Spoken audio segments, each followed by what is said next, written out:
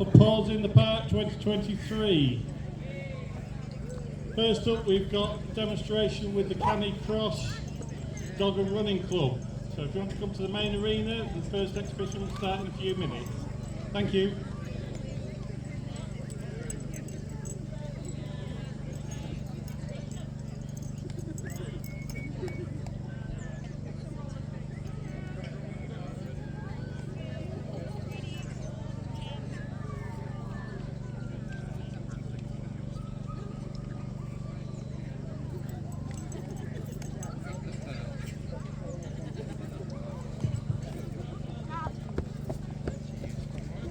Morning, Normanby Hall.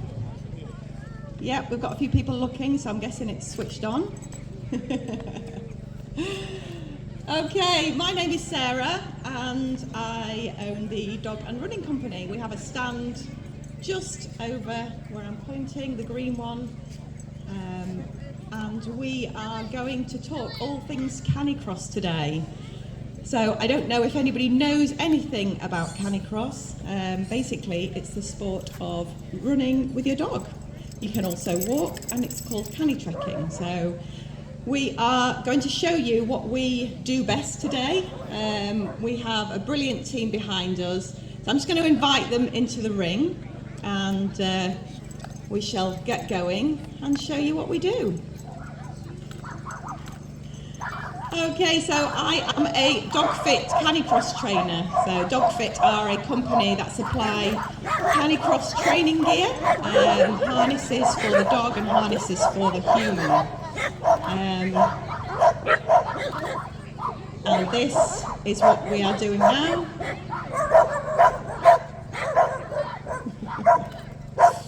Okay, so as a DogFit trainer, I basically teach you and talk you through running with your dog in a safe way.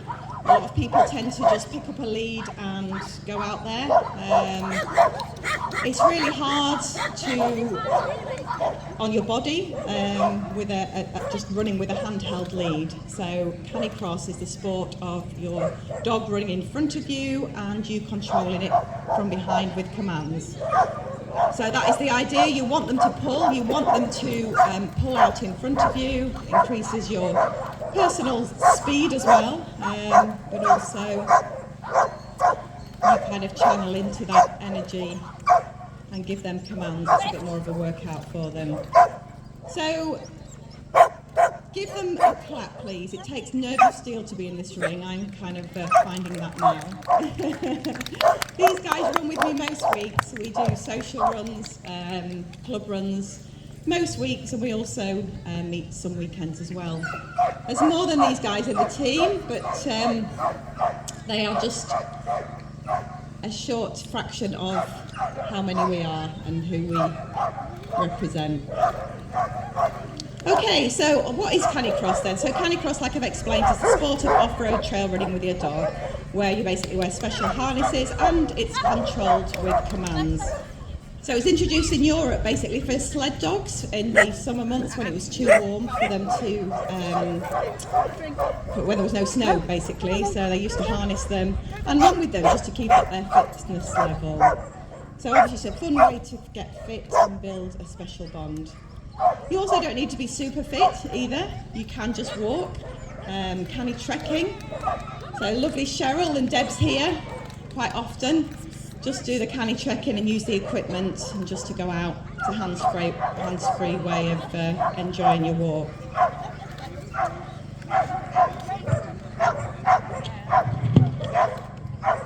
Okay, a lot of our members have got rescue dogs and they found it's also a great way to build the confidence with the rescue dogs. As you can see, each runner is in control of their own dog.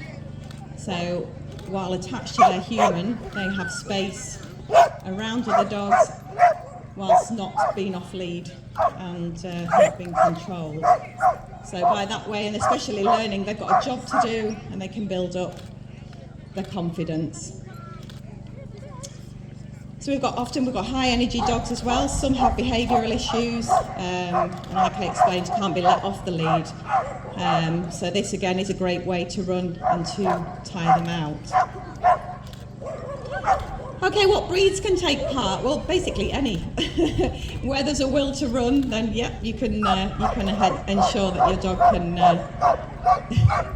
can take part. So we've got collies, we've got springers, we've got Munsterlanders. So Vinny and Katie here. Vinny's a Munsterlander dog, and look at him, he's just beautiful trotting around the ring. He loves it. We've also had smaller dogs. We've had a couple of little Dachshunds take part, a little Pomeranian. So the main thing is the dogs need to be at least a year old. So any time before the year old or before the dog is fully grown, the joints and their muscles, ligaments, their growth plates are not fully developed. So any stress on them at this time is obviously not good for them. So we do ask that a dog must be 12 months of age or fully grown before starting any impacted running. Okay, so I'm going to get the guys to leave the ring, and then we're going to bring them back on individually, and we'll just talk about them and talk some more. So thank you guys, give them a round of applause.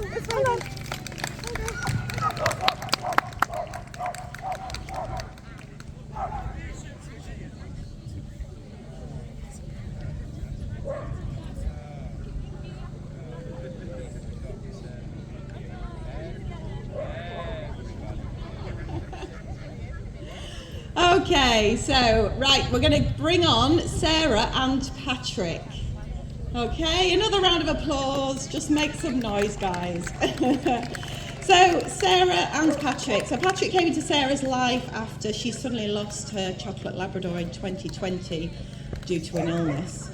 And he celebrated his 3rd birthday. He was 3, wasn't he? Not 4. On Friday, I got it wrong. On Friday. He's a black and white English Springer Spaniel. Patrick got Sarah and her family through the 2020 lockdown, and she was patiently waiting for him to be old enough to canicross with. She absolutely loves him. They're a great team together, and Patrick brings Sarah happiness and boosts mental health. It's a great way, obviously dogs, as you know, boost their mental health. Just by being a dog owner, you seem to just tune into them. But especially if you can get out running and enjoy something with them as well, it really builds up a fantastic bond. Patrick is a typical spaniel. He enjoys running through the woods, he loves water, he loves the country trails, and obviously any bit of water he can find, he's usually in it. Just adds to the fun. I'm just going to invite Sarah over, and then if we can just stop them and just have a bit of a chat about the kit that they're wearing. That's it, chill out now. Okay, so canicross then. So three parts or 3 items of kit you need for canicrossing. One is a waist belt. So I've got a waist belt on here, but Sarah has a waist belt on here. So the waist belt basically is obviously round your waist, but also has leg straps. There are lots of cheaper alternatives out there without leg straps on. If you've got a strong pulling dog, you really need those leg straps, because the leg straps keep the belt at the right level and stop it riding up to your abdomen or down onto your lower back. And the pull from the dog is then through your hips, and you can control the pull of the dog through your hips. And that's where the belt sits. And I know, I've seen you.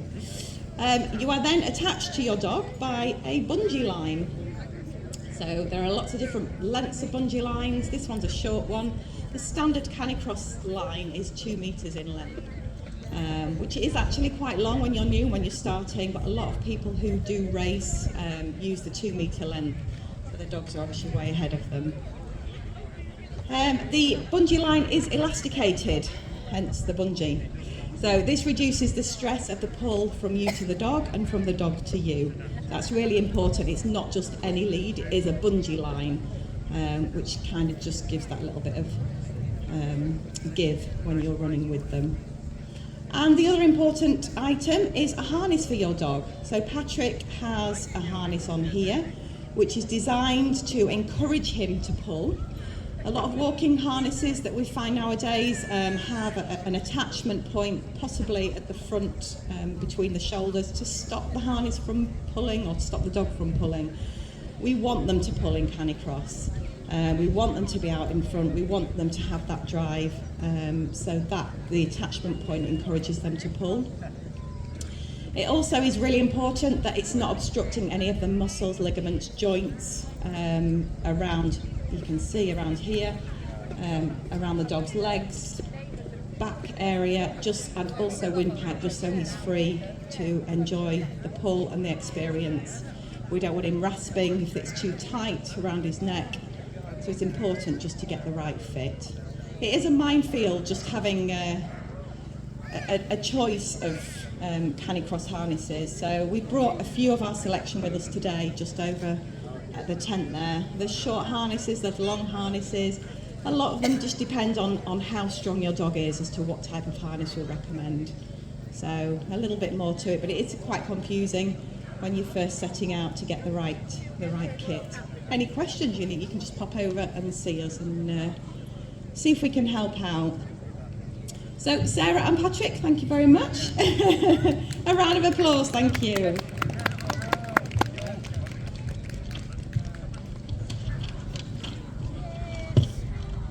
Okay, next in the ring we have Shani and Bruce.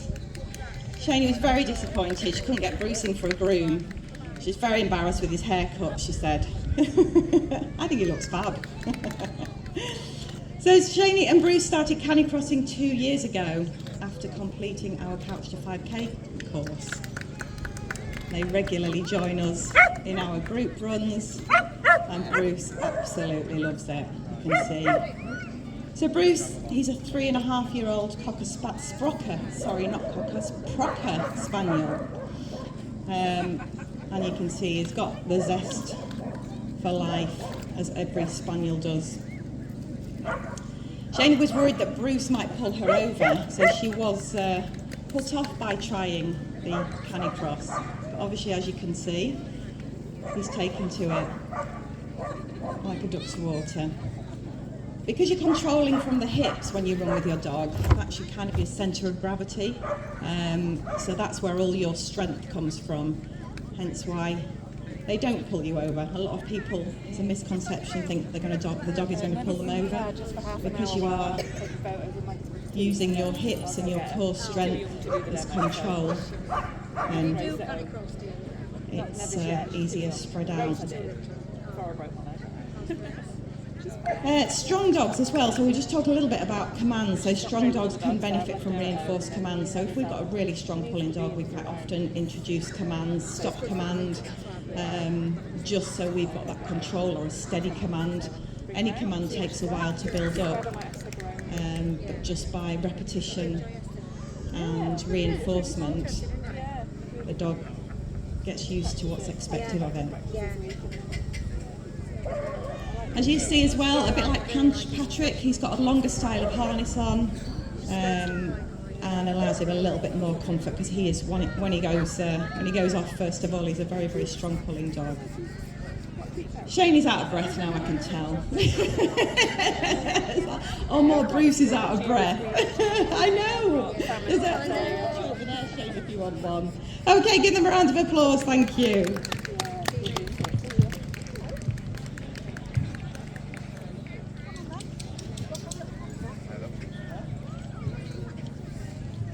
Ready, go! I desperately wanted to say that. Okay, this is Katie with Vinny. I was going to say Ivy as well, but no, she's just got Vinny in the ring today. So Vinny is beautiful. He's a large Munsterlander dog.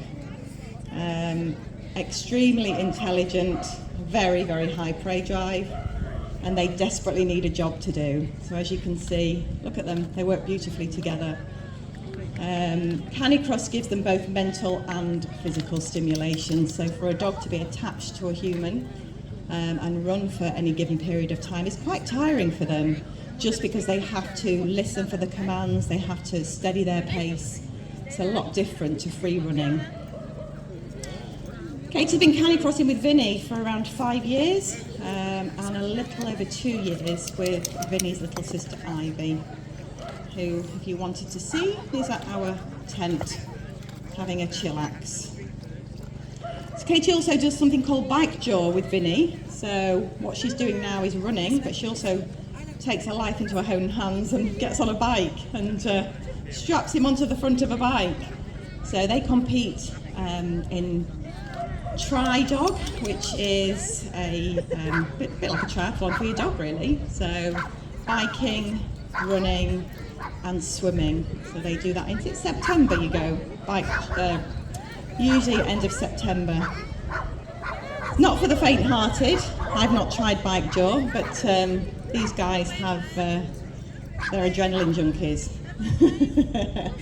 I love it. Again, they take part with us in social runs and, like I say, a few events up and down the country.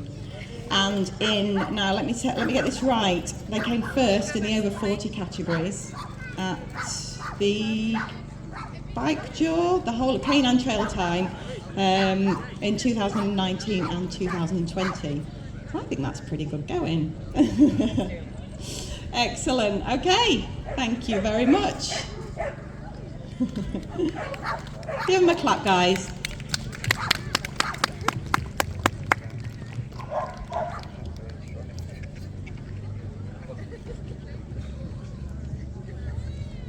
Okay, next up we've got Helen and Luna, and also Goose. So Goose is only 9 months old, is she? She's still very, very much training to. She's training to work alongside Luna. She's way too young at the moment to be doing any kind of permanent long distance running. She's just having a little burnout here. Luna is a 4-year-old Weimaraner Cross Labrador. Obviously she's a machine and she's used to canicross.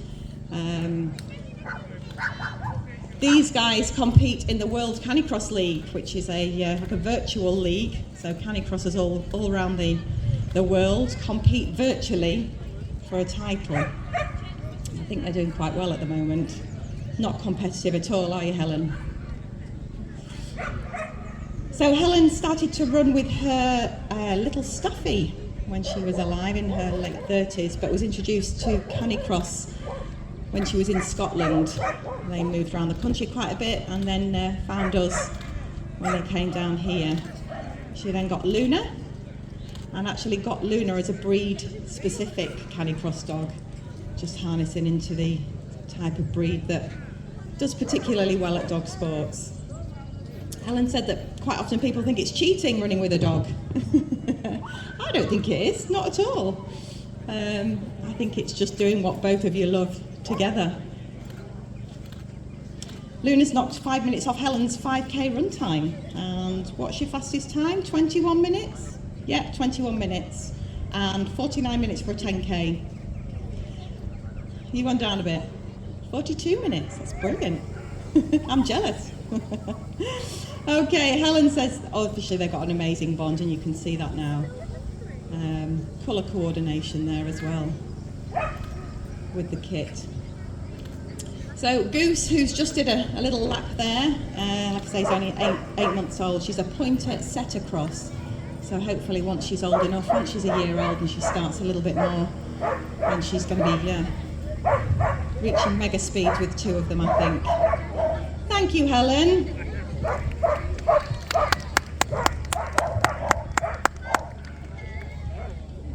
Okay guys, next up we have Debs and Bob into the ring first with our wonderful bobble hat on. I was a bit too warm for mine today. And Cheryl and Willow. So these guys are walking. So Debs has recently had an injury and is out of running. So he's just kind of having a little bit of a canny trip. So it's just to show you how diverse the equipment that we use is. During the summer, we quite often meet as a group and have social canny trek meets where we don't run, we just go for a walk. Canicross season mainly from April through to sorry, September through to April. I'm getting that the wrong way around. September through till April, so obviously in the cooler months, it's better for the dogs. Once it starts to get to April, it starts to warm up a little bit, and we find it's way too hot for the dogs to run. So we step things back a bit, and we quite often still meet, still have a social side to it, but we trek through the countryside as well, using the kit that you can see here. So you can still use the commands, you can still have all the commands that we've been doing for running, but obviously just at a slower pace, and the dogs still get to socialise.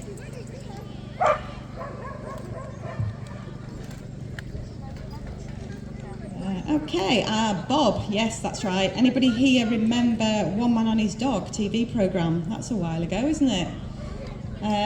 So Bob's grandfather was, yeah, that's right, was Sweep, who was a champion collie. He's got good lines there, definitely. Bob's a fully trained sheepdog, but apparently due to a medical condition, he was unable to work in the hot weather, so he's then rehomed to Debs and her family. And, he's loving what he's doing now.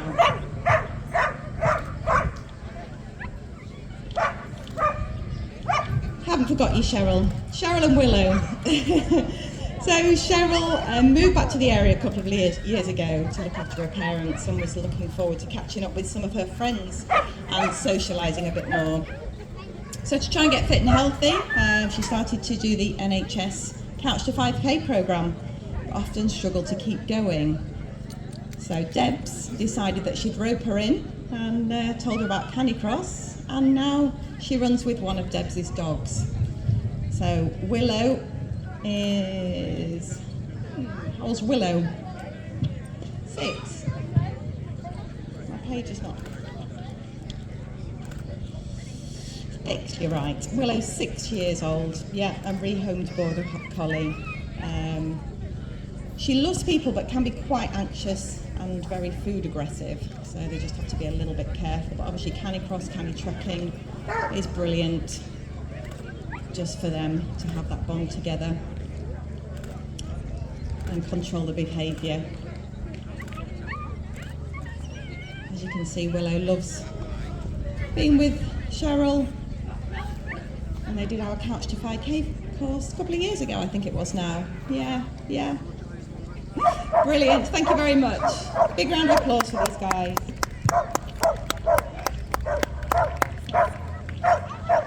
I'm just going to talk a little bit about the Yellow Dog charity. As you can see, yeah, Deb's here with Bob, has I Need Space, and he's also wearing a yellow ribbon. So a lot of people don't know, but it's becoming a little bit more widely known about the yellow ribbon. If you see a dog with a yellow ribbon on or an I Need Space on the lead, please give it some space. They wear these for a reason. It's still trying to educate people to not come straight up to these dogs. They can be people, aggressive or shy. They can be nervous. They can be lots of different. They can always just have an operation. They can be poorly and just don't need people in their face.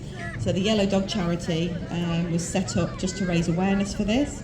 We've got a few yellow ribbons on our dog and running stand, so if you we're just giving those out today. If you feel like you want to find out a little bit more, just come and grab a leaflet and pick up a ribbon.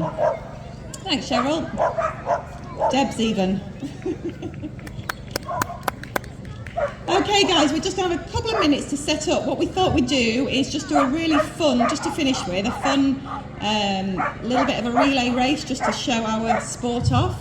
So we're just going to get set up with a couple of cones and then we'll have a team race just to finish.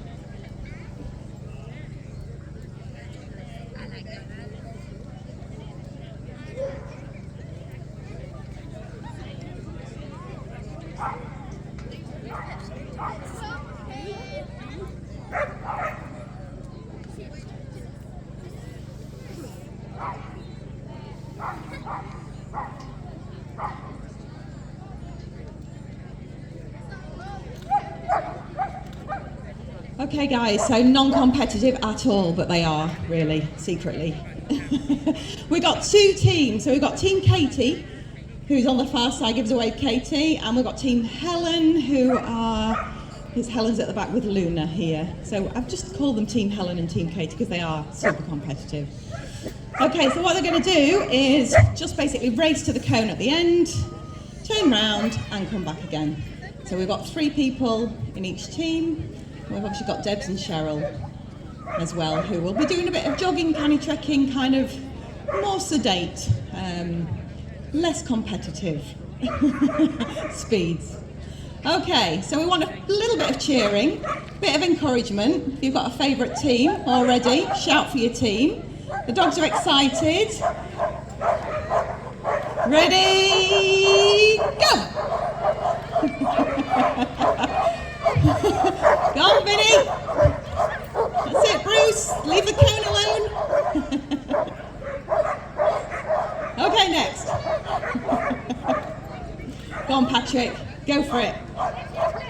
Wrong cone, Luna. Go, go, go. That's it. No pressure at all, Cheryl. That's it. There we go. Much less calm. Oh, not competitive at all. I have a feeling that we might have a sprint finish here. What do you think? Go on, go on. Do it, do it, do it. Go, go, go, go, go. Oh, yes, I think Team Helen might just have picked it. Just got it. Well done, guys.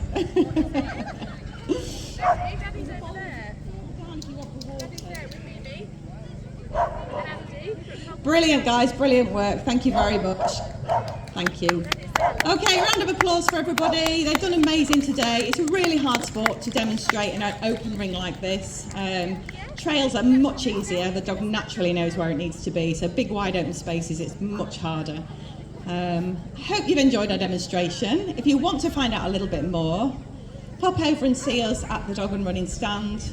Find us on Facebook, follow us on Instagram, all the usual. And just leaves me to say thank you, Normanby Hall, for having us again this year, and enjoy your day. Thank you, guys.